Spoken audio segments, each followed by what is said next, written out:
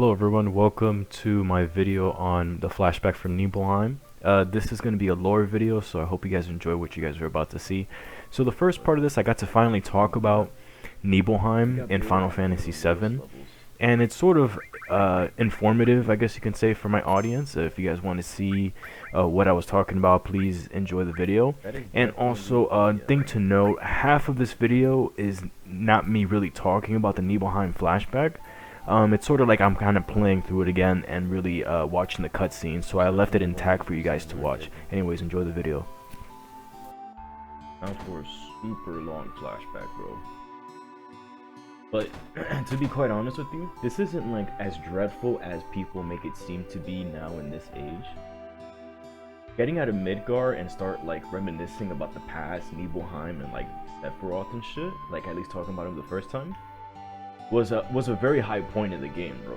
This is like, the game is gonna start getting very fucking good right now, bro. Because we're gonna talk about what's Cloud's backstory or some shit like that. We're gonna go deep into who Cloud is, and he's gonna tell us what his story or his childhood was at Nibelheim. You only seen a little bit with him and Tifa, but now Barrett's asking him, tell us what's going on with this whole Genova thing. Or Sephiroth or whatever. You're gonna tell him what his dreams are or whatever. Either they were kids and stuff like that. Now we're in the past. There's Cloud and the guy next to him is Sephiroth. Now, there's a lot of things you can say about him, but when I knew Sephiroth growing up, bro, this guy was pure evil. The antagonist of the series. You don't want to be friends with him. He's the worst guy you could ever possibly know. Alright, he's the villain. There's no turning around for him. He will always be the bad guy. There's no reason for us to ever feel that like he's gonna turn around someday and be one of the good guys. He is 100% without a doubt, when I grew up playing this game, the bad guy. There's nobody worse than him. Ultimate evil, my friend. Anyways, Cloud knew who this guy was. Pretty much the end of civilization of the planet, dude. And it's this guy that he's with in this vehicle at Shinra. He's working for Shinra at this time, Cloud. And they're both on a mission with a group of other soldiers. To Nibelheim. Then Shinra sent a few soldiers to Nibelheim. This is Cloud's hometown, apparently, of where he's from.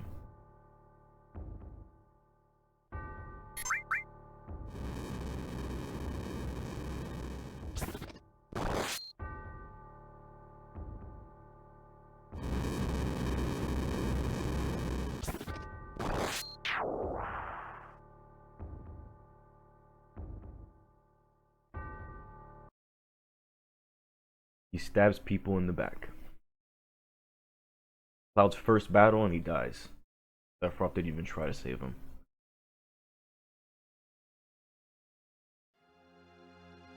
Of course, when you first play this game, your party isn't that strong, or at least the game thinks that you're not that strong. Or it's like, you know, I guess supposed to simulate that Cloud is sort of weak, that he's not very strong. And you don't have like you can do this. You can get very strong before entering the flashback with Nibelheim and do insane amount of damage with your party. But when you first play through this and you follow the objective, the linear story, you're not that strong. So when you go in to enter this flashback, you're gonna see Sephiroth doing some really crazy shit. His damage is very high, the magic he has is very good, is very powerful. He's a very, very powerful guy. You can't beat him. And matter of fact, to even prove you, or to prove him right, that you're weak to him compared to him, in this flashback, in this memory of Cloud, you're level 1 to him. You're level 1 here. You're not even, you haven't even started growing as a soldier, I guess you could say, or as a protagonist. I don't even know anything. You're just level 1 to him. The guy in front of you is the legendary, like, soldier, bro. So we don't have a very good chance of beating him. He's very powerful. He's very strong.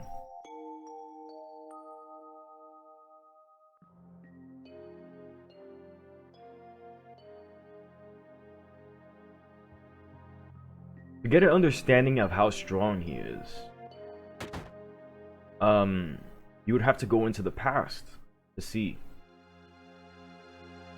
And he puts you at level 1, which is great. I hope I can go into my menu after this to see what Cloud's initial stats are in his equipment. You probably should also be able to see how strong he is. See, so you're level 1 Cloud. With a strength of 22, dexterity 8, yo, so your stats are very low compared to him. And you also, you don't even have any good material. You only have a preemptive. Increases rate of preemptive attacks. So, this is another thing as well. He also has a power waste as well. This is another thing that, so you're weak, a level 1 guy, but because he has a preemptive materia and a power waste, or wrist, or whatever you want to call it, he was able to beat Sephiroth with the preemptive attack. And that's how he got out of Nibelheim, and then the rest of the events of Final Fantasy VII happened. Because he has one really weak material equipped in him at the time, with an accessory that gives him strength plus 10, so he was able to beat Sephiroth like that. Apparently. How did he lose to say he was equipped with materia and he also had an accessory?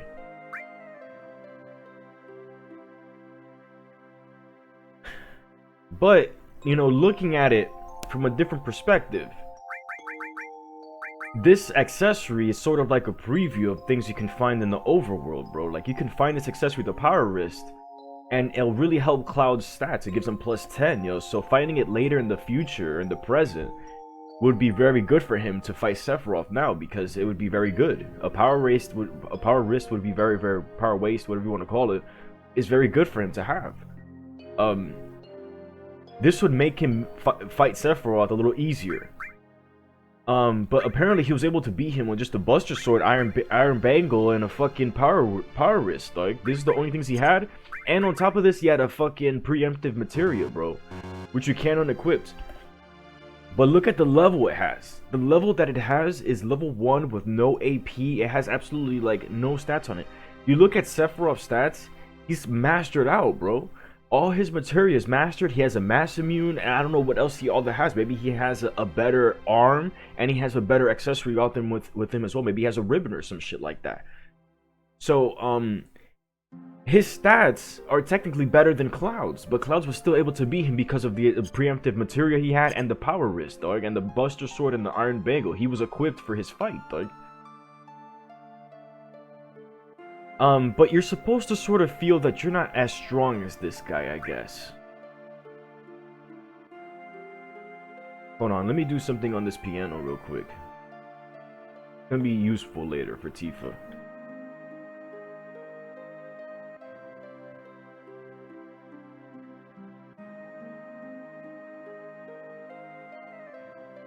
Give me just a minute.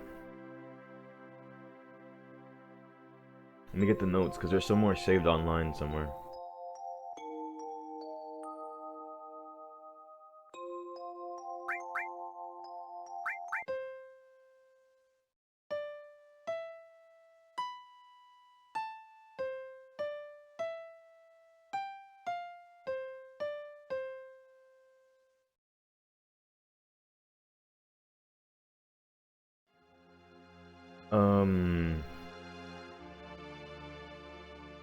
Let me play it again.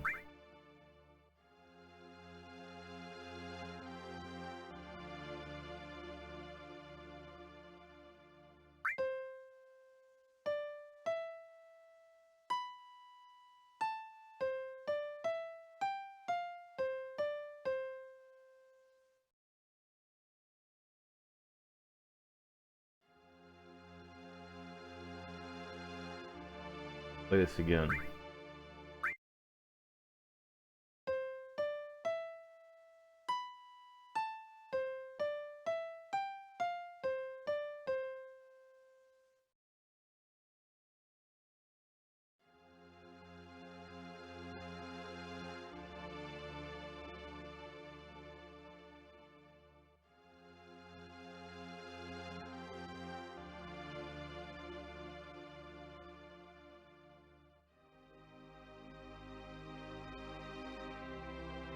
You get the final limit break, final heaven.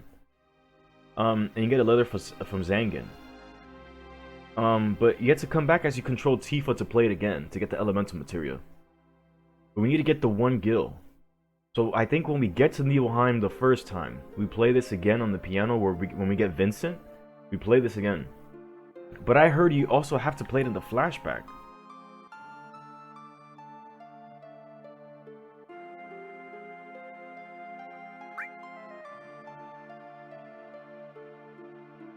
The only thing here that we see that's comedic is like the underwear that he gets from Tifa.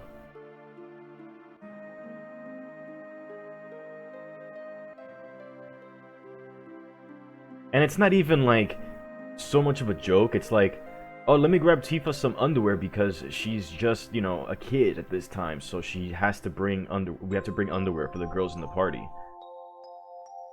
She changes her panties, you know, like that's something Cloud being considerate that he brought Tifa her underwear for her.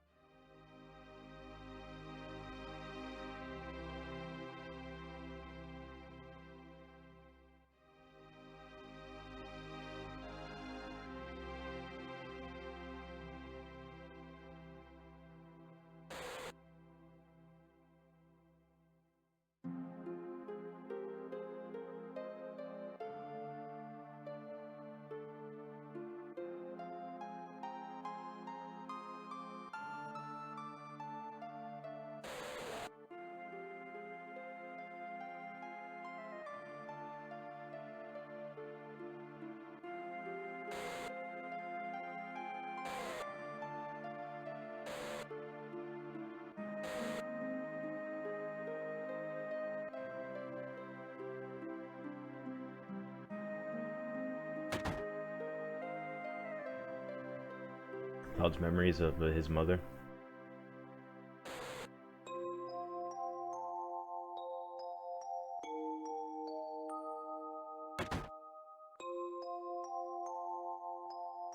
This could also be something he's made up. That wasn't Cloud's mother. However, someone here recognizes Tifa.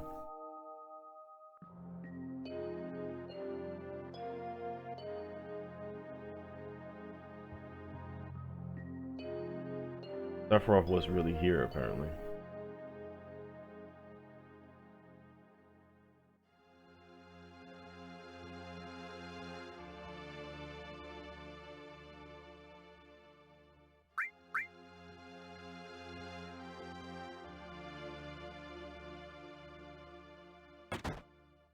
Also to note, it's Cloud's choice whether or not he wants to talk about Nibelheim.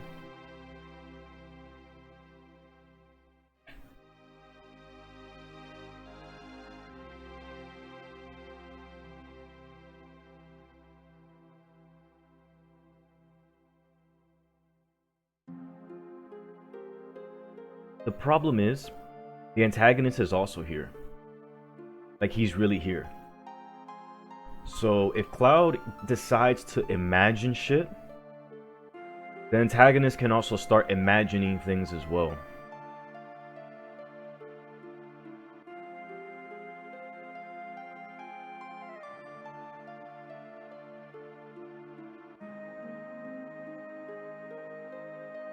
However, Tifa's here. So that's a good thing. Here's evidence that Sephiroth was really here. We're not gonna see it now, but we're gonna see it later. Just Sephiroth. Of course they're gonna be like, Zack Fair is also real too because he's in the photo if you talk about this later.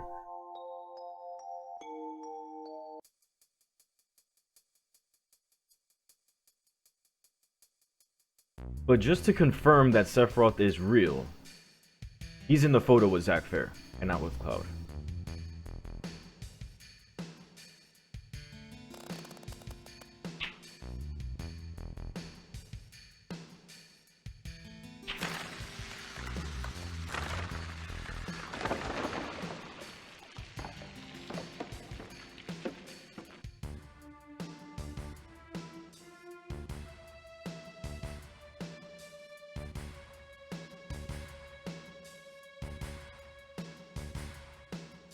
This is where, you know, you kind of have to make shit up, I guess. That was just a cutscene, bro. So a cutscene with these three together really pissed him off. Because we don't... Apparently, we're not the director of the game. So we can't control the cutscenes. And that pisses Sephiroth off.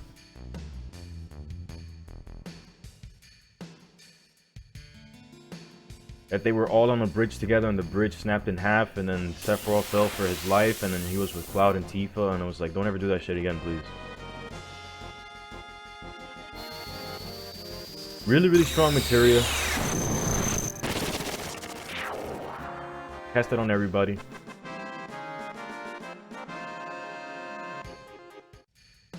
Alright, let's look at his equipment as well. A gold armlet and a mass immune. All mastered materia. What are his stats so far as well? He's only level 50. He's also missing a materia.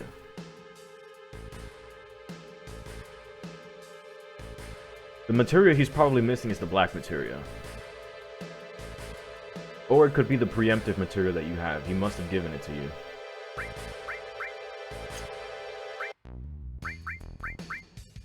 He has a tough ring as well. Vitality and spirit plus 50. He's really arrogant.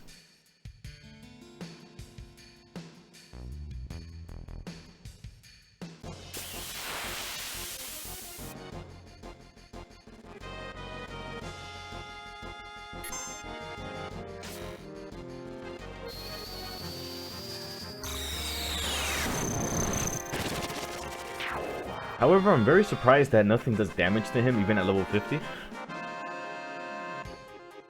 That must be his cap, yo. And he's not growing anymore after this. Yes, 320,438 points. But we're not getting any XP here for some reason.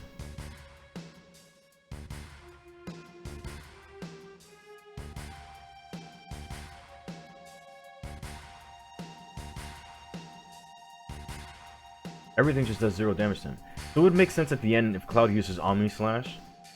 With his 3,000 points that Sephiroth has, would just completely annihilate him.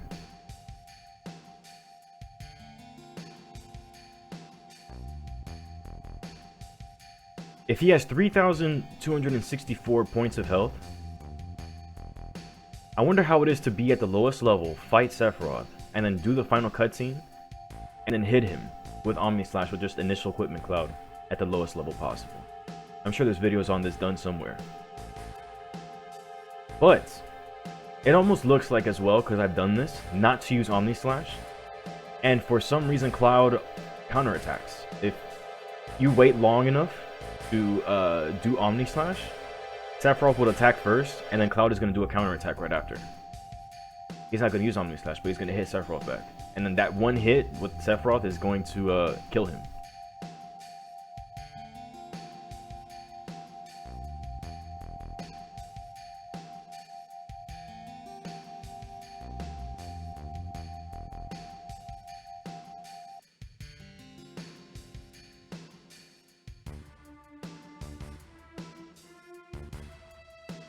And if we look at the rules of the game, or like how this is built, the turn-based strategy part of it, technically if you use your limit break, your turn is always first.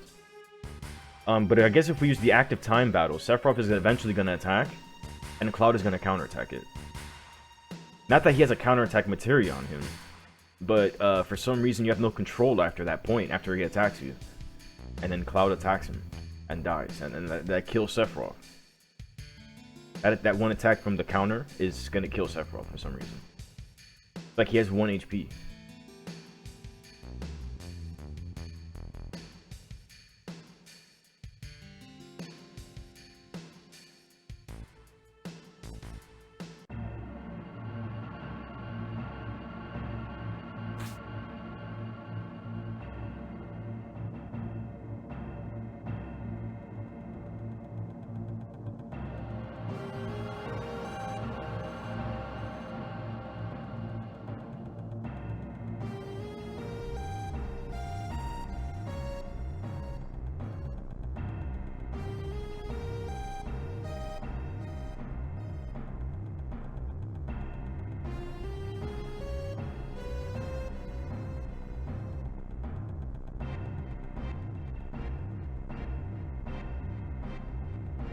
So apparently we're here at Nibelheim at this Mako reactor to perform maintenance on the reactor, or at least a checkup on it. Because we're working for Shinra, apparently.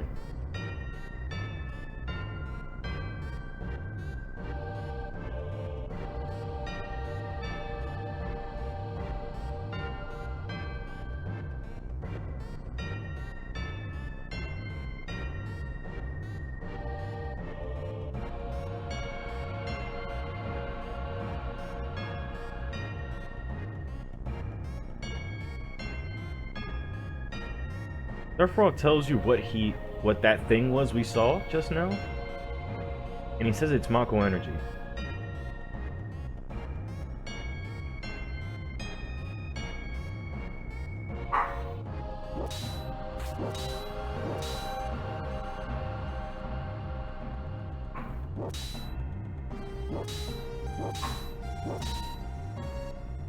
Now he's just fighting the background, apparently.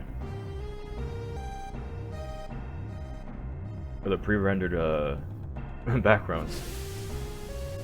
Now it's a cutscene, or you know, yeah, cutscene happens with whatever they saw inside, and it comes out of this test tube.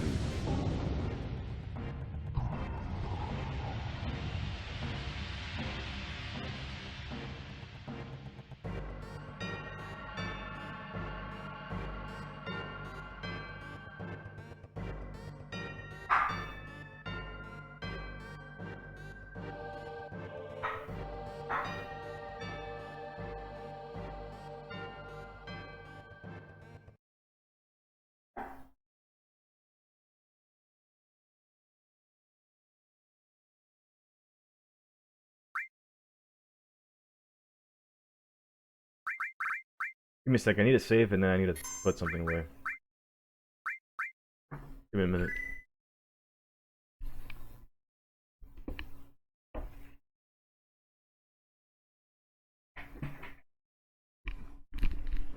Sorry, I was turning on all the lights. House.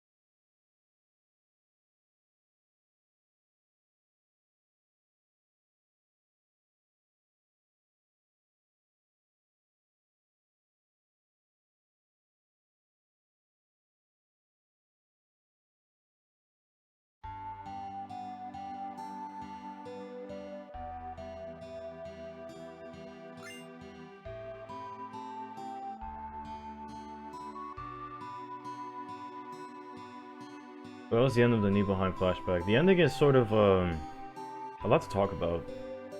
It's something to do with Sephiroth's weapon, and the Buster Sword as well. But,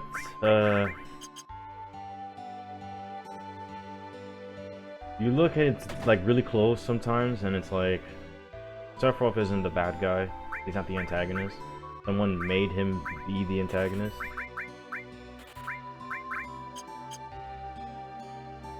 Kind of picked him to be the villain.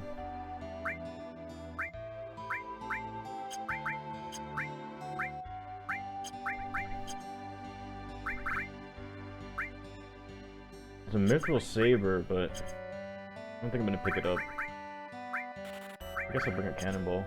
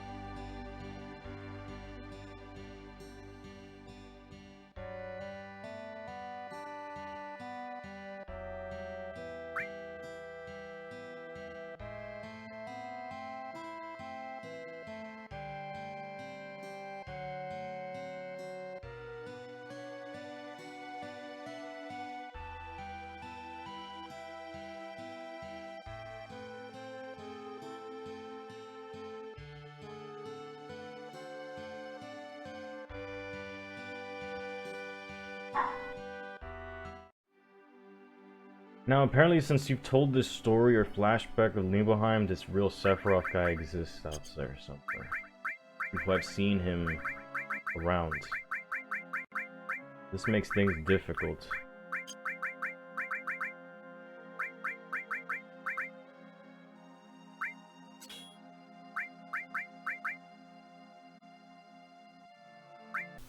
This is the end of the video. A few credits for the Final Fantasy artwork is to Stable Diffusion 2 and for Square Enix for creating Final Fantasy VII, and character designs by Tetsuya Nomura. Thank you very much for watching. I'm BboyTips. Please follow me or subscribe to my channel. I'll see you guys later. Peace.